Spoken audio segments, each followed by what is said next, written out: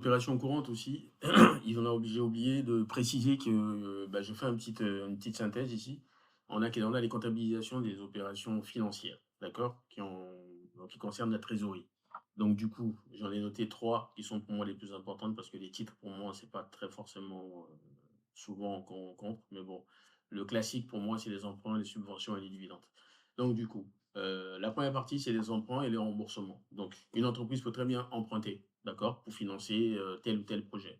Donc à la réception des fonds, d'accord? Donc, du coup, c'est une entrée d'argent, d'accord? Donc on débite notre banque, donc 512, donc tout ce qui est débit en comptabilité, ça rentre et crédit, ça sort. Donc du coup, les emprunts, donc, le capital au passif, donc les 164 euros, on va le créditer. À chaque fois qu'on rembourse, donc c'est une sortie d'argent, on a des intérêts et on a un capital, d'accord? Donc on va débiter le 164 emprunt et débiter le 661, d'accord? Les intérêts d'emprunt. Et on va créditer, ici j'ai oublié de le noter, le compte 512 banques, d'accord? Voilà, c'est ça la contrepartie. Ensuite, en deuxième catégorie, on a les subventions et aides financières reçues. Donc, les entreprises reçoivent souvent des subventions. Donc, si une entreprise reçoit par exemple une subvention d'investissement ou d'exploitation, donc en encaissement de la subvention, on débite notre banque, d'accord?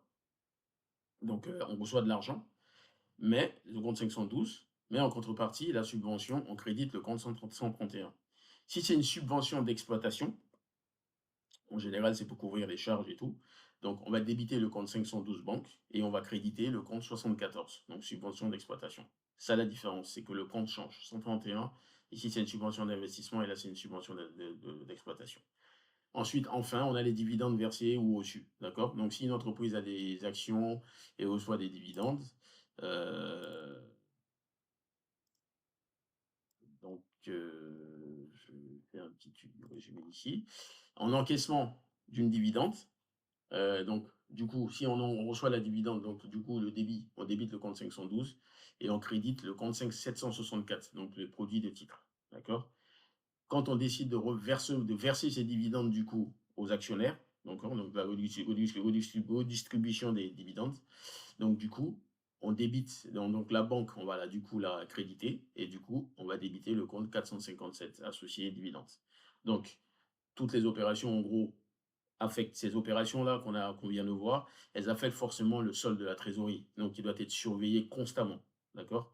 Et pour suivre la trésorerie, on a plusieurs outils, donc notamment l'un des plus importants, c'est le rapprochement bancaire. Donc on va voir dans une autre partie.